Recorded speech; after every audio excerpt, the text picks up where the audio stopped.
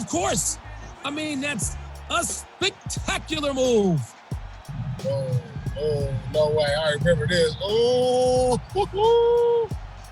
Man, that was the coldest move I ever seen up to date right there. Sometimes I dream that he is me.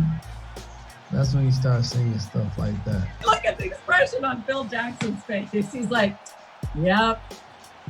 That was all just for fun. It was showtime in Magic space. Michael Jordan just decided, I'm not doing this easy. Like, why do the easy way when I can do the spectacular way? People always, and then the switch to the other hand. I think the slow motion made this play so next level. But just for me, some reason, I thought MJ had 100 plays that were this athletic or this beautiful.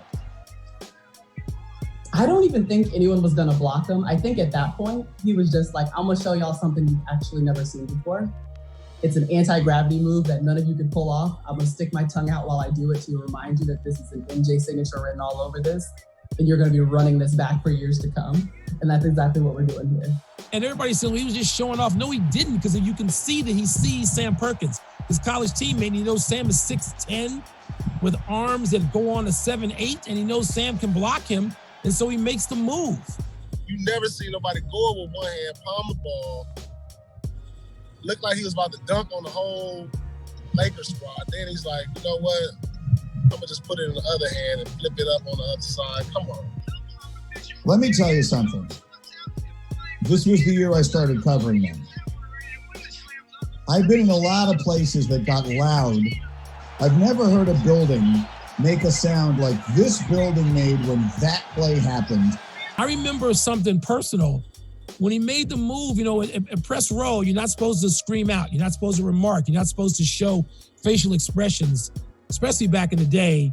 And we're at Old Chicago Stadium. We're on the floor. I'm sitting next to my dear, dear, dear friend and colleague of many years, David Aldridge. We're both writing for the Washington Post. And I turned and rather than scream, I bit David's arm. I bit his arm. Those were padded suits in the 90s. I bit him. I just bit his shoulder right up here.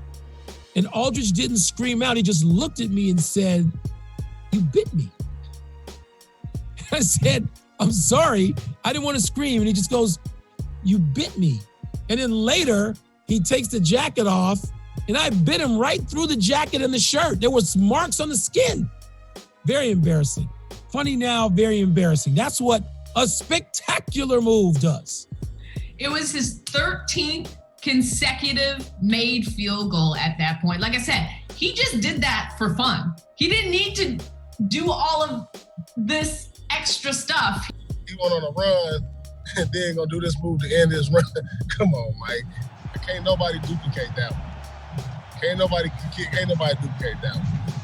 See, that's one of those moves that people started to really understand that Michael Jordan could fly. If you're going to put Michael Jordan in a time capsule, this wasn't his best game. It wasn't his best series. It wasn't his best finals. It was his first championship, but it wasn't his best championship. But that's the signature moment. That's the signature moment because who the hell else could have done that? Me being a Laker fan, you thought Magic had one more in it.